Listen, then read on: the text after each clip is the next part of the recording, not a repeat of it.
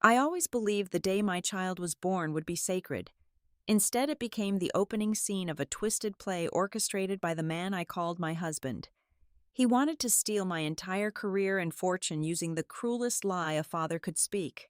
But he had no idea the real devil was not hiding in the shadows, but smiling with a newborn in her arms, patiently waiting for him to step right into his own trap. Hello to the wonderful audience of Violet Revenge stories. Unfortunately, YouTube has disabled our monetization features, leaving us without a budget to keep the channel running. If you enjoyed today's story, please consider supporting us with just $1 so we can pay our hardworking team to sustain their lives and continue creating these stories for you. You can donate by scanning the PayPal QR code on the screen or by clicking the PayPal link in the description or the comments section of this video. My name is Ariana James, and this is my story. The rain was beating gently against the floor-to-ceiling windows of our Seattle mansion. I was rocking my newborn son in my arms. The nursery was bathed in the soft glow of a single amber lamp. Looking around at the plush furnishings and the custom-built mahogany crib, anyone would think I had the perfect life. I was the principal architect at Crestmont Design Group, a firm I built from the ground up, and my marriage to Julian appeared to be the crowning achievement of my success. We were the envy of our social circle, the picture of a flawless, wealthy family. But the silence of the house that night felt heavy, thick with a strange tension that had been building for weeks. It started with the subtle shifts in Julian's behavior. A man who used to sleep like the dead was suddenly restless. His phone would light up the dark bedroom at 2 o'clock in the morning, followed by the distinct sharp vibration of an incoming notification. When I asked him about it, he blamed it on automated alerts from overseas markets, but his eyes never met mine when he said it. Then came the afternoon I was looking for a specific club in the garage. I unzipped the bottom pocket of his leather golf bag, and my fingers brushed against something hard and metallic that did not belong there. A burner phone, a cheap disposable piece of plastic hidden beneath a pile of tees and gloves. My heart dropped, but my survival instinct kicked in. I left it exactly where it was and waited. Opportunity arrived 3 days later. Julian had returned from a supposed networking dinner smelling faintly of scotch and exhaustion. He collapsed onto our bed and was snoring within minutes. I slipped out from under the covers, crept down to the garage, and retrieved the hidden device. My hands were trembling slightly as I pressed the power button. The screen demanded a passcode. 4 digits. I thought back to a few months prior to a night Julian came home completely intoxicated and rambling. He had muttered a name I did not recognize and a specific date in August, the 23rd of August, 0823. I typed the numbers in. The screen unlocked immediately. I sat on the cold concrete floor of the garage, the harsh blue light of the screen illuminating the devastation of my marriage. There were no romantic messages to a mistress. It was much worse. The entire inbox consisted of a long, calculated thread with a contact simply saved as the letter L. I began reading, and with every line the blood turned to ice in my veins. They were discussing medical records. More specifically, they were coordinating with a laboratory technician to fabricate a DNA paternity test. Julian was paying this person a massive sum of money to create a certified document stating that our beautiful newborn son was not his biological child. The messages outlined a precise timeline to present this fake evidence to a judge. He was carefully constructing an elaborate illusion of infidelity. The ultimate goal of this monstrous plot was spelled out in cold legal terms in the final messages. Julian was planning to trigger the morality clause hidden deep within our prenuptial agreement. If I was proven to have committed adultery resulting in a child outside the marriage, the clause dictated that I would forfeit my controlling shares in Crestmont Design Group, my life's work, the company I had poured my blood, sweat, and tears into building long before I ever met him. Julian did not just want a divorce. He wanted to strip me of my wealth, my career, and my dignity, leaving me completely ruined while he walked away with everything. The sheer cruelty of using an innocent infant to execute this financial robbery was suffocating. For a fraction of a second, the shock paralyzed me. I felt the physical sensation of the air leaving my lungs. A lesser woman might have collapsed right there on the garage floor, weeping and screaming for an explanation. But the grief evaporated as quickly as it had arrived, replaced by a dark, consuming fury. The trembling in my hands stopped entirely. My mind sharpened into a singular razor-focused weapon. I carefully placed the burner phone back into the golf bag, exactly as I had found it. I walked back up the stairs, checked on my sleeping son, and made a silent vow over his crib. Julian thought he was playing a game of chess with a blindfolded opponent. He had no idea I could see every single piece on the board. The sun was just beginning to rise over the Seattle skyline when I made the call. I did not contact a friend or a therapist. I called Marcus. Marcus was the most ruthless, feared family law attorney in the state of Washington. He was a man known for dismantling his opponents with surgical precision. When he answered, his voice was gruff, but he listened intently as I laid out the exact details of Julian's fraudulent scheme. "I do not just want a divorce, Marcus," I said, my voice steady and completely void of emotion. "I want him entirely destroyed. I want to build a trap so inescapable that when the cage finally drops, he will not even have the breath to scream." Marcus chuckled darkly on the other end of the line. We began to quietly draft the blueprints for an absolute, undeniable counterattack. Julian had chosen to start a war in the shadows, but I was going to finish it in the blinding light of a courtroom. The days that followed were a masterclass in psychological endurance. I learned to smile so brightly it made my jaw ache while I was drowning in a sea of silent rage. I played the role of the blissfully exhausted new mother to perfection. I would cradle our baby boy, rocking him to sleep, while praising Julian for fetching a bottle or changing a single diaper. "You are such a wonderful father, Julian," I would say, looking deep into his eyes. My voice was coated in a thick layer of sugary devotion, but behind my retinas, I was cataloging every single time he checked his phone, every forced smile he returned, every subtle shift of his weight, when guilt briefly brushed against his conscience. He bought my performance completely. His arrogance blinded him to the possibility that the woman wiping spit up off her shoulder could simultaneously be plotting his absolute ruin. While I stayed home in those early weeks constructing my invisible fortress, Julian began to carefully lay the groundwork for his narrative. He played the charming, devoted husband at dinner parties, but whenever I stepped out of the room or was occupied with the baby, the whispers began. He started planting toxic seeds among our social circle and professional acquaintances. He would sigh heavily, swirling the ice in his glass, and casually mention how distant I had been during the final months of my pregnancy. He dropped the names of several male lead architects at my firm, hinting at late-night collaborative sessions that he claimed made him uncomfortable.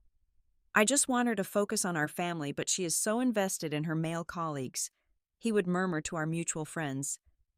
He was meticulously painting me as a negligent wife susceptible to workplace affairs, ensuring that when the fake DNA results eventually surfaced, society would already be primed to believe his venomous lies. He was unaware that every move he made was being counteracted with lethal precision. Marcus and I bypassed standard legal channels and hired a top-tier private investigator named Vance. Vance was a phantom who specialized in corporate espionage and uncovering buried secrets. Our primary target was the private medical clinic where Julian was funneling his bribes. Within 48 hours, Vance had infiltrated the clinic's digital infrastructure. He identified the specific laboratory technician Julian was communicating with, a man desperate to pay off his own mounting medical bills.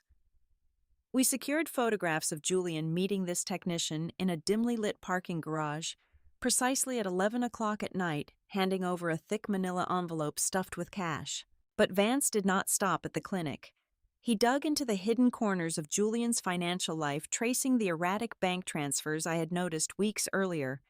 The truth he unearthed was far darker and more pathetic than a simple case of greed. Julian was not just trying to steal my company to inflate his ego. He was fighting for his life. Vance delivered a heavily encrypted file revealing that my husband was drowning in a staggering ocean of debt owed to an underground sports betting syndicate. We are not talking about a few bad hands at a casino. He owed millions of dollars to men who did not send collection notices through the mail. They sent enforcers. Julian was backed into a corner, and his brilliant survival strategy was to trigger the morality clause in our prenuptial agreement, steal my equity in Crestmont Design Group, and liquidate my life's work to pay off violent criminals. The sheer audacity of his cowardice solidified my resolve. I was not just going to divorce him, I was going to sever his financial oxygen supply entirely. Working late into the night while Julian snored obliviously down the hall, Marcus and I executed a complex legal maneuver. As the primary founder and creator at my firm, I held the exclusive intellectual property rights to our most lucrative architectural designs. Over the course of 3 weeks, I quietly transferred every single patent, trademark, and proprietary design framework into a completely independent blind trust. I named our newborn son as the sole beneficiary, with myself as the unremovable trustee. Legally, the intellectual property no longer belonged to me directly. Therefore, even if Julian somehow succeeded in triggering the prenuptial clause and seizing my corporate shares, he would be seizing an empty shell. The company would be utterly worthless without the patents that generated 95% of its revenue. I was locking the vault and melting down the key. Julian, completely ignorant of the financial guillotine suspended above his neck, decided it was time to execute his grand finale. The annual Pacific Northwest Architectural Excellence Gala was the most prestigious event of the year. I was scheduled to receive a Lifetime Achievement Award that evening. I wore a stunning emerald green gown, holding my head high as I mingled with the elite of Seattle. Julian arrived late, his face set in a mask of calculated sorrow. Just as I stepped down from the podium after delivering my acceptance speech, amidst thunderous applause, a stranger in a cheap gray suit pushed through the crowd. He shoved a thick stack of legal documents directly into my hands. "Ariana James, you have been served," the man announced loudly enough for the surrounding tables to hear. The room fell into a dead silence. I looked over the flashing cameras and shocked faces of my peers to see Julian standing near the exit. He was watching me with a look of triumphant, malicious pity. He had orchestrated this public humiliation to break my spirit right at the pinnacle of my career. I looked down at the divorce petition resting in my hands. I did not cry. I did not scream. I just smiled. The curtain had finally risen, and my husband had just spoken his final lines without realizing the stage was rigged to collapse. The morning of our first preliminary hearing arrived with heavy gray clouds hanging low over downtown Seattle. The courtroom itself was a cavernous space of dark oak and polished marble that felt designed to crush the spirit. The air inside was stifling and thick with the kind of tension that makes it difficult to draw a full breath. I sat at the respondent table with Marcus perfectly upright, my hands folded neatly in my lap. My attire was meticulously chosen, a charcoal gray tailored suit that screamed competent professional, not a hysterical wronged wife. Across the aisle, Julian sat flanked by a team of 3 expensive lawyers. He wore a navy blue suit I had bought him for our anniversary, adjusting his silk tie with a practiced look of solemn gravity. The gallery behind us was packed. Word of our high-profile divorce had leaked to the local press, and the rows were filled with journalists, business associates, and curious onlookers eager to witness the public dismantling of my life. The moment the Honorable Judge Harrison took his seat, Julian's lead counsel, a tall man with a slicked-back hairline named Sterling, sprang into action. Sterling did not waste a single second. He launched into a vicious, unyielding assault on my character, painting a picture of a woman utterly corrupted by ambition and greed. He paced back and forth across the hardwood floor, his voice echoing off the high ceilings as he described my supposed transgressions. He detailed the 90-hour work weeks I endured to secure our latest international contract, claiming it was a convenient cover for rendezvousing with my male partners at local hotels. He twisted every late-night board meeting, every out-of-town architectural convention, and every innocent professional lunch into a sordid tale of betrayal. He spun a narrative so detailed and disgusting that for a brief moment I almost admired the sheer creativity of his malicious lies. "Your Honor," Sterling boomed, "my client has endured months of psychological torture suspecting that the woman he loved was sharing her bed with her subordinates." I listened to these grotesque fabrications without blinking. I did not shake my head. I did not whisper frantic denials to Marcus. I simply let them build their house of cards higher and higher. Then came the cornerstone of their fraudulent case. With a theatrical flourish, Sterling picked up a crisp white document from his table and approached the bench. "We are not here today based on mere suspicion, Your Honor," he announced, his voice dripping with absolute certainty. "We are here based on undeniable scientific fact. I submit to the court Exhibit A, a certified DNA paternity test conducted by an independent accredited laboratory. This document, procured on the 12th of October directly from a private clinic, unequivocally proves that the infant boy currently residing in the respondent's home shares absolutely zero genetic material with my client." The collective gasp from the gallery was audible. The reporters in the back row began scribbling furiously on their notepads. Sterling handed the fabricated document to the bailiff, who passed it up to Judge Harrison. The judge adjusted his glasses and reviewed the paper, his brow furrowing into a deep, stern frown. Sensing the momentum shifting entirely in his favor, Julian decided it was time for his starring role. He stood up from his chair. His shoulders slumped, mimicking the posture of a thoroughly broken man. He looked up at the judge, and I watched as real tears welled up in his eyes. It was a spectacular performance, one that probably would have won him an award in a different venue. "Your Honor," Julian began, his voice trembling with perfectly calibrated sorrow. "I wanted nothing more than to be a father. I painted that nursery. I held that boy in my arms in the delivery room, believing he was the symbol of our love. But the truth is, I have been made a fool. The woman I trusted with my life brought a bastard into my home and tried to pass him off as my own flesh and blood." He let the word bastard hang in the dead air of the courtroom, heavy and poisonous. It was a calculated strike designed to inflict maximum emotional damage. He wanted to see me break, to see the composure shatter and leave me begging for mercy on the public record. The courtroom erupted into a chaotic symphony of shocked murmurs and frantic whispers. Even the court reporter paused for a fraction of a second, her fingers hovering over the keys. Under the guise of wiping a tear from his cheek, Julian turned his head slightly and locked eyes with me. For a fleeting second, the facade of the grieving victim slipped away completely. A smirk, a tiny arrogant twist of his lips flashed across his face. It was a look of pure triumphant malice. He was absolutely certain he had won. He believed he had successfully activated the morality clause, publicly ruined my reputation, and secured his path to my corporate empire. He thought he was watching me drown. He could not have been more wrong. I remained completely motionless.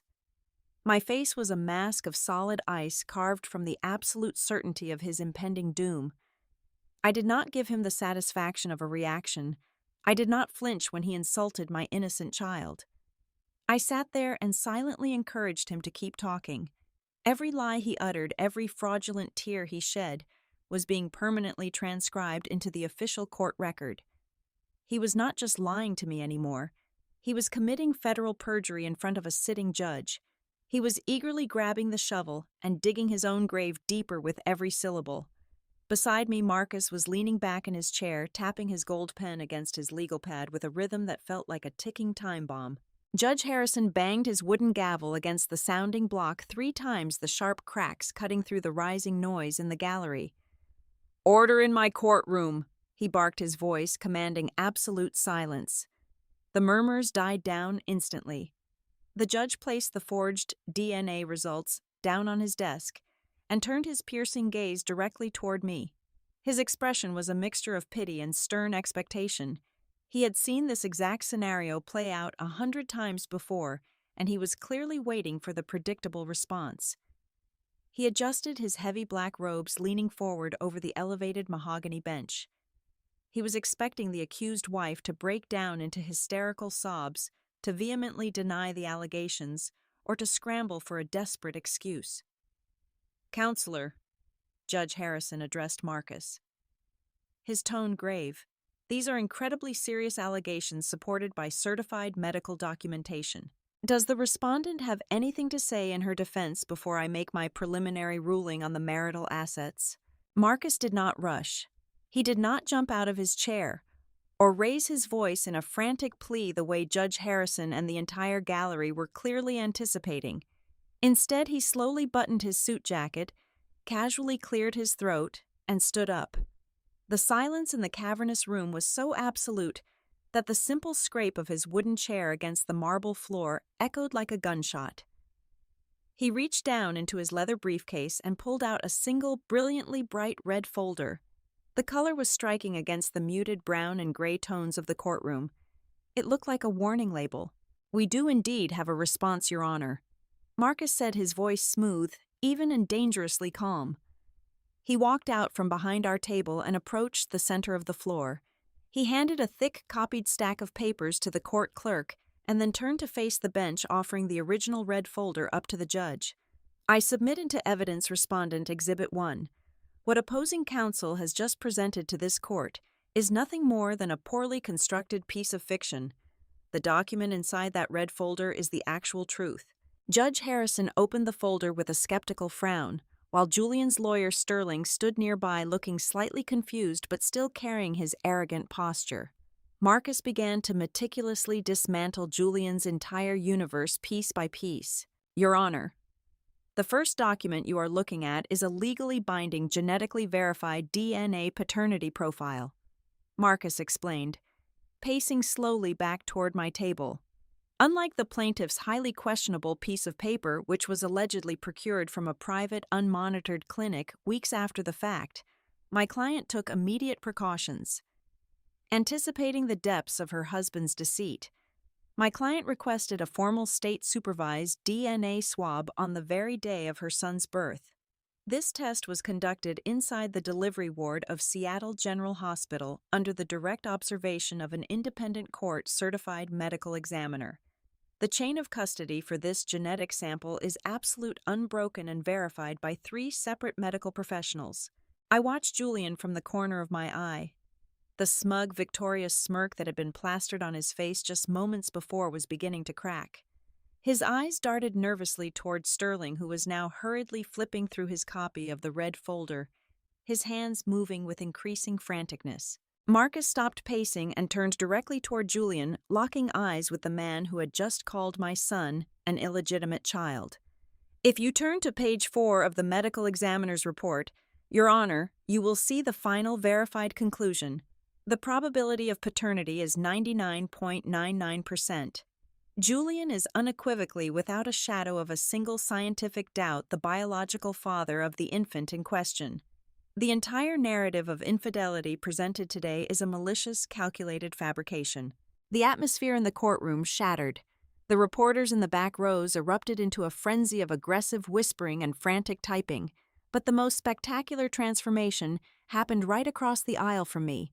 All the color rapidly drained from Julian's face, leaving his skin a sickly, translucent shade of gray. He looked as though all the blood in his body had suddenly evaporated.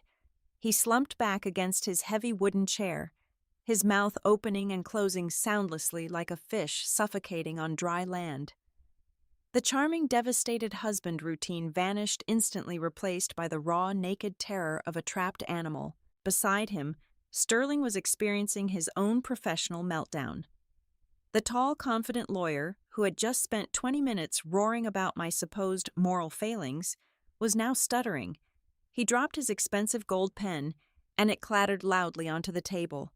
He leaned aggressively toward Julian, his face red with sudden fury, hissing urgent questions into his client's ear. Sterling realized in that exact moment that Julian had lied to him, and by presenting a forged medical document to a judge, Julian had just dragged his own legal counsel into a potential disbarment hearing. "Your Honor, I object," Sterling finally managed to stammer, standing up on shaky legs. "We had no prior knowledge of this separate test. This is an ambush." "Sit down, counselor." Judge Harrison snapped, his voice cracking like a whip. The judge's face had flushed with righteous anger. He glared down at the papers in front of him, comparing Julian's fake test with the legally certified document Marcus had provided. "You will have your turn to speak when I allow it. Mr. Marcus, please continue. I see there are additional materials in this folder." "Thank you, Your Honor," Marcus said, never losing his icy composure. "Proving the plaintiff is the father is only the first half of our response. We must also address the origin of the fraudulent document they just attempted to submit as evidence." Marcus reached back into his briefcase and produced a small silver USB drive and a stack of printed 8x10 glossy photographs. Inside the second section of the red folder, Your Honor, you will find a series of still frames pulled directly from the security camera footage of the underground parking garage at the exact private clinic the plaintiff claims to have used. The timestamp on these photos indicates 11:45 at night on the 12th of October. The images clearly show the plaintiff, Julian, handing a thick manila envelope to the senior laboratory technician of that clinic. Julian let out a pathetic whimpering sound. He buried his face in his hands, his shoulders shaking, not from sorrow, but from pure, unadulterated panic. He was watching his entire life disintegrate in real time. Marcus raised his voice slightly, ensuring every single person in the gallery heard the final nail being driven into the coffin. Furthermore, Your Honor, we have subpoenaed the offshore banking records of the plaintiff. Behind the photographs, you will find a certified bank transfer receipt. Exactly 12 hours after that late-night meeting in the parking lot, a wire transfer in the amount of $50,000 was sent from a hidden account belonging to the plaintiff directly into a shell corporation owned by that very same laboratory technician. The plaintiff did not just lie to this court. He actively engaged in the bribery of a medical professional to manufacture fake evidence in a deliberate attempt to defraud his wife of her corporate assets. Pandemonium broke loose. The gallery exploded into loud gasps and heated conversations. Sterling physically backed away from Julian, holding his hands up in the air, as if trying to physically distance himself from the crime that had just been exposed. Judge Harrison grabbed his heavy wooden gavel and slammed it down onto the sounding block with explosive force. He struck it over and over again, the sharp cracks echoing like thunder, until the room fell back into a terrified silence. The judge leaned entirely over his desk, pointing a trembling, furious finger directly at Julian. "I have sat on this bench for 25 years," Judge Harrison roared, his voice vibrating with absolute disgust. "And I have rarely seen such a brazen, despicable attempt to manipulate the justice system. You come into my courtroom, you insult the dignity of an innocent child, and you dare to present falsified medical records under oath. Let me make this incredibly clear to you right now. You are no longer just fighting a divorce proceeding. You are now looking at severe criminal charges for perjury, the falsification of legal evidence, and criminal fraud.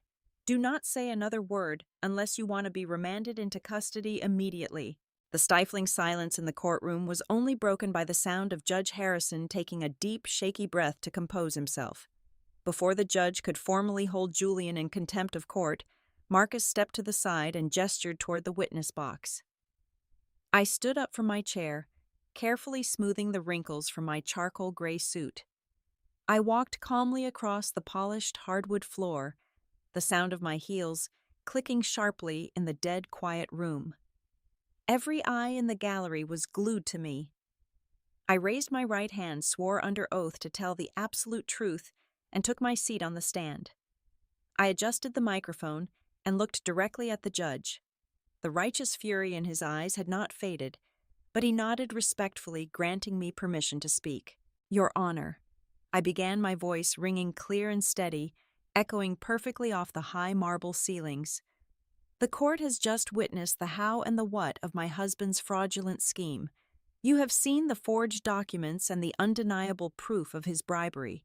But to fully understand the profound desperation of his actions, you must understand the why. A man who seemingly has everything does not risk a federal perjury charge and the total public destruction of his family purely out of petty spite. He does it when he is backed into a dark corner. He does it when he is fighting for his life." Marcus instructed the judge to open the second heavy section of the bright red folder. Judge Harrison flipped past the medical evidence and the security photographs, stopping at a thick stack of complex financial spreadsheets and banking records. "I request that the court review the extensive financial forensics report compiled by an independent investigator over the last 4 weeks," I stated, keeping my gaze locked on the bench. Those documents detail the existence of 7 different offshore bank accounts. None of these accounts were disclosed during our mandatory marital asset discovery phase. They trace a horrifying, chaotic pattern of wire transfers, rapid asset liquidations, and incredibly high-risk credit advances. Over the past 3 years, Julian has systematically gambled away every single liquid asset he could get his hands on through an underground illegal sports betting syndicate based out of Nevada. The final spreadsheet in that section shows his current devastating standing with this illegal syndicate. I continued enunciating every single word. My husband is currently in debt to the sum of $4,200,000. These are not polite debts owed to a licensed commercial casino. These are brutal debts owed to very dangerous, violent criminals. The investigators secured heavily encrypted communications showing these men were repeatedly threatening his physical safety. They gave him a strict, unyielding deadline of 60 days to produce the cash or face severe consequences. Julian suddenly slammed both of his hands down on his wooden table. "That is an absolute lie!" he screamed, his voice cracking in a high, hysterical pitch. "She is making all of this up to ruin my reputation. Sterling, you have to object to this right now. Do something to stop her." But Sterling did not object. The high-priced, arrogant lawyer took 3 distinct steps away from Julian, physically distancing himself from his own client. He looked at the red folder, then looked at Julian with an expression of profound disgust and absolute professional terror. "Your Honor," Sterling said, his voice shaking slightly, wiping sweat from his forehead. "Given the severe criminal nature of the evidence presented today and the undeniable fact that I was deliberately misled by my client, I must formally request an immediate emergency withdrawal as counsel for the plaintiff." Judge Harrison simply waved his hand dismissively, granting the withdrawal without a second thought. He kept his piercing gaze fixed solely on me, waiting for the final piece of the puzzle. Without his lawyer to guide him, Julian thought he had found the perfect legal loophole. I said, my tone turning completely cold and merciless. He realized that if he could trigger the morality clause in our prenuptial agreement by proving I had committed adultery, he would automatically seize 75% of my controlling equity in Crestmont Design Group. His desperate plan was to legally steal my life's work, liquidate my entire company, and use the millions of dollars from the sale to pay off his criminal associates and save his own skin. It was a brilliant plan, Julian. I addressed him directly for the first time since the hearing began. But you made one fatal miscalculation. You vastly underestimated my intelligence. The exact moment I discovered your hidden burner phone in your golf bag, I knew you were coming for my company, so I made absolutely sure there was nothing left for you to take. I turned back to the judge, maintaining my steady posture. Your Honor, in the final pages of that folder, you will find the legally binding trust documents executed exactly 21 days ago. As the sole creator and intellectual owner of every major architectural design at Crestmont, I transferred 100% of my patents, trademarks, and proprietary frameworks into an irrevocable, independent blind trust. The sole beneficiary of that trust is my newborn son, the very same son my husband just attempted to disown on the public record. Even if your disgusting little plan had worked, I told Julian, my voice dropping to a harsh, icy whisper that somehow carried across the entire dead silent room. Even if the judge believed your fake DNA test and awarded you my company, you would have inherited a worthless, empty shell. You would have owned the office furniture and the commercial leasing agreements, but the actual value, the millions of dollars you desperately needed to pay back your violent friends, was already locked away where you could never ever touch it. The last tiny sliver of hope vanished from Julian's eyes. The color completely drained from his face, leaving him looking exactly like a walking corpse. His knees seemed to give out beneath him, and he collapsed heavily into his wooden chair. He was no longer a proud, arrogant predator trying to destroy me. He was completely broken. He had lost his wife. He had lost his son. He had failed to steal the money to pay off the dangerous syndicate. And worst of all, he was sitting in a federal courtroom surrounded by undeniable scientific and financial proof of his own criminal forgery. He stared blankly at the floor, trembling violently as the horrible reality finally washed over him. He was going to federal prison. Judge Harrison did not waste another second. He slammed his heavy wooden gavel down onto the sounding block with a finality that echoed through the cavernous room. I am dismissing the plaintiff's petition in its entirety, the judge declared, his voice booming with absolute authority. I hereby grant the respondent, Ariana James, sole physical and legal custody of her infant son. Furthermore, I am ordering the plaintiff to assume the financial burden of 100% of the court costs and the entirety of the respondent's legal fees. We are adjourned. Before Julian could even process the magnitude of the ruling, the heavy oak doors at the back of the courtroom swung open. Marcus had made a quiet phone call to the district attorney's office earlier that morning. Two uniformed police officers strode purposefully down the center aisle. They bypassed the stunned spectators and walked directly to Julian's table. They forcefully pulled him to his feet, wrenching his arms behind his back. The sharp metallic click of the handcuffs, snapping shut around his wrists, was the sweetest sound I had ever heard.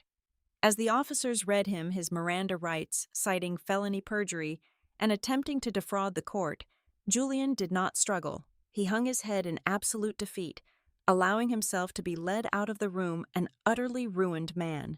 I walked out of the downtown courthouse a few minutes later and stepped onto the wet pavement. The heavy gray clouds that had choked the Seattle skyline all morning had finally broken, letting streams of bright sunlight pour down onto the city.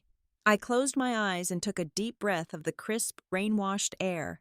The oppressive, suffocating weight that had been crushing my chest for weeks was completely gone. I was finally free.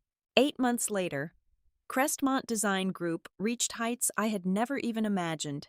Without the constant, toxic drain of my marriage, my creativity flourished. We secured 3 major international contracts, pushing our annual revenue to absolute record-breaking numbers under my sole independent leadership. The company was stronger than ever, and most importantly, it belonged entirely to me and my son. That evening, I stood in the doorway of the nursery, bathed in the soft, amber light of the single lamp. I smiled down at my beautiful baby boy sleeping peacefully in his custom mahogany crib. He was completely safe.